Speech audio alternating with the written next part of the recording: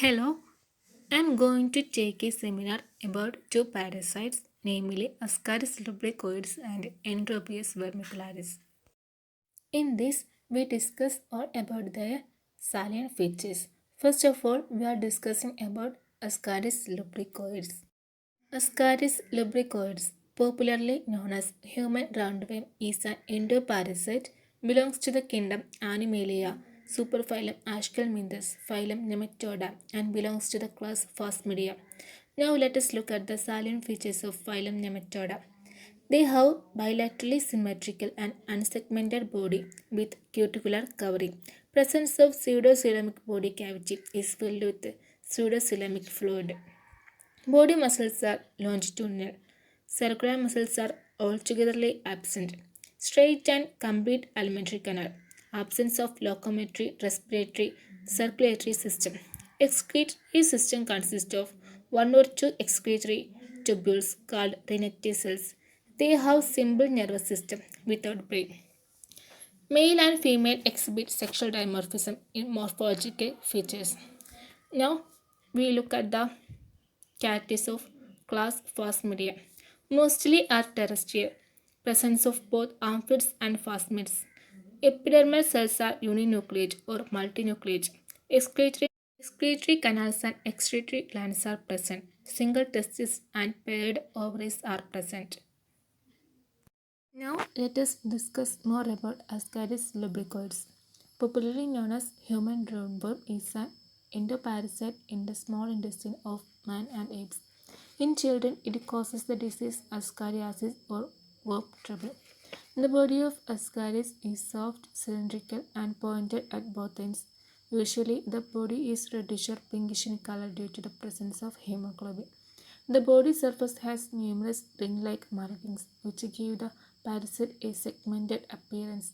On the body surface, there are four longitudinal lines, one dorsal, one ventral, and the two lateral. They exhibit sexual dimorphism, that is, male and female differ from each other in their external form and appearance.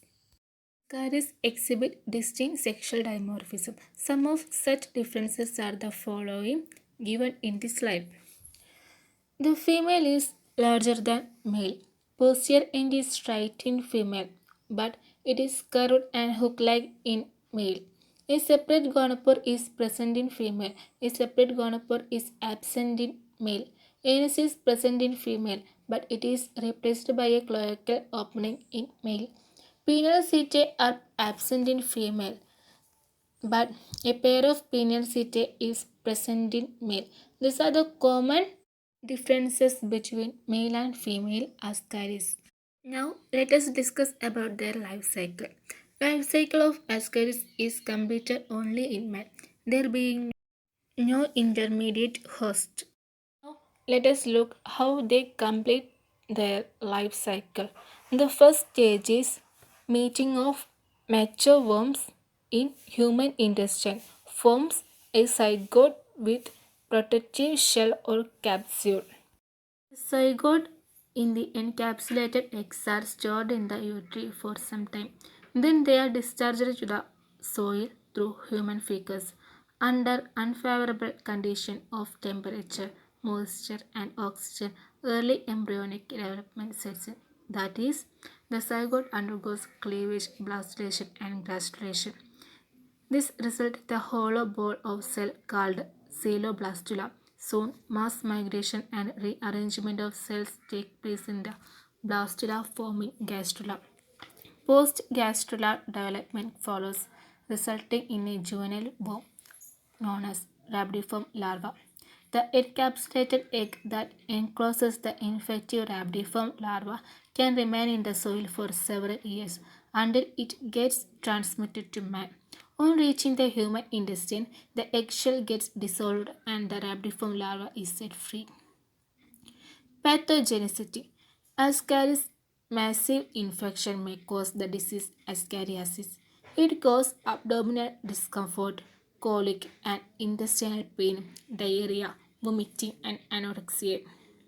In children, massive infection often causes mental dullness, delirium, confusion and stunted growth. These are the some preventive measures that we can take against the ascariasis. The first one is avoid the contamination of soil by human feces through washing of vegetables, nuts, and tubers in hot water or mild solution of KMNO4 before cooking. Use always properly cooked and never raw vegetables, nuts, and tubers. Wash the hands with antiseptic lotions or soaps before cleaning and cutting vegetables and other edible things and also before eating food. Regular cleaning of fingernails to prevent the collection of the egg of ascaris below them.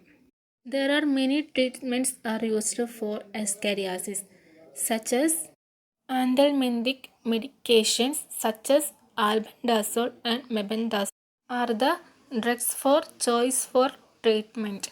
Infections are generally treated for 1 to 3 days. The recommended medications are effective. Parasitic adaptations. Ascaris is most suitably adapted for a completely parasitic mode of life. Some of the major parasitic adaptations of Ascaris are the following: absence of locomotor, circulatory, and respiratory organs, presence of anti-enzymes and a resistant cuticular covering for protection from the gastric HCl and the digestive enzyme of the host. Simple alimentary canal and the absence of digestive glands, since the parasite feeds on the pre-digested, absorbable, and assimilable food of the host. Muscular and suctorial pharynx for sucking in fluid food. Great power of anaerobic respiration. Microaerophilic habit which makes low concentration or low tension of oxygen harmless. Presence of hemoglobin in muscles and pseudocoelamic fluid for the uptake and transport of the meager amount of oxygen available in the intestine of the host. This is an adaptation for a microaerophilic life. Absence of brain and specialized sense organs, an adaptation for a sheltered parasitic life. Enormous fecundity and the production of large number of sexes to compensate their wastage and loss. Hard and protective eggshell for the protection of the embryo from adverse environmental conditions are the major parasitic adaptations of Ascaris. After Ascaris lubricoides, we are going to discuss about Enterobius vermicularis. Is an endoparasitic nematode popularly known as pinworm, seedworm, or threadworm. It also belongs to the kingdom Animalia, superphylum Aschelminthes, phylum Nematoda, and class Phasmidia. But we have already discussed about the salient features of phylum Nematoda and class Phasmidia. So let us know more about Enterobius vermicularis and their morphological characters. They are popularly known as pinworm, is an endoparasitic nematode living in the cecum, vermiform appendix, and ascending column of man. It enjoys worldwide distribution. That is, the pinworm has a worldwide distribution and is the common parasitic worm infection in the United States. A study by the Center of Disease Control reported an overall incidence rate of 11.4% among children. Pinworms are particularly common in children, with prevalence rates in the age groups having been reported as high as 61% in India, 50% in England, 39% in Thailand, 37% in Sweden, and 29% in Denmark. Then the morphological characters of Enterobis vermicularis is adult worms are small sized, white colored, fusiform, and thread like with pointed ends. Their body is covered by a finely striated cuticle. Mouth is surrounded by three wing-like cuticular expansion called cervical alae. A true buccal cavity is absent. Pharynx has a bulb-like terminal dilation called end bulb. Male and female exhibit some degree of sexual dimorphism. As Ascaris lubricoides, Enterobis vermicularis also show sexual dimorphism. That is, female is larger than male. Posterior end is straight and sharply pointed and tail-like in females, but it is tightly curved in male. Cloacal opening and a copulatory spicule is absent in female, but posteriorly male bears a cloacal opening and a copulatory spicule. It has a preterminal anus and a gonopore in females.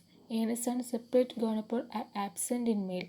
Female may live for 30 to 100 days, but male dies soon after the first mating. These are the common differences between male and female individuals. Now, life cycle of Enterobis spermacularis is only completed in man. An intermediate host pair is absent. Male and female undergo mating in human intestine. The female filled with fertilized eggs in her uterus is called gravid female. She migrates into the beneath the perianal skin and lays numerous eggs. Female get crushed and the egg in their uterus are pressed out.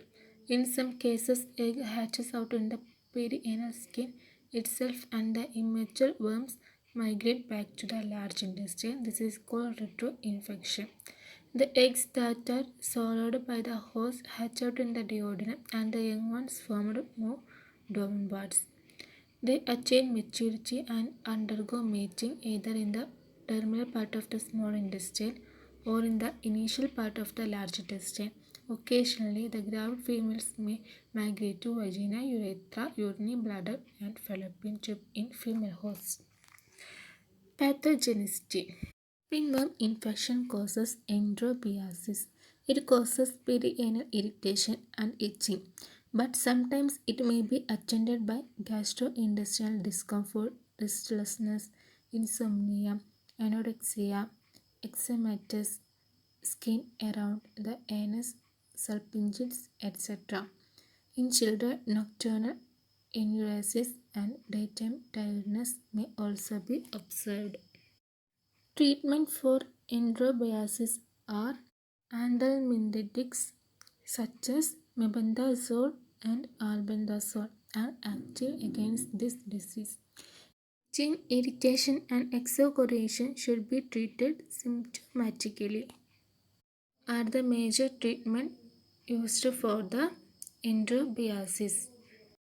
To know more about Ascaris lubricoides and Enterobius vermicularis, I referenced NCERT Biology textbook for plus 1 on 1070.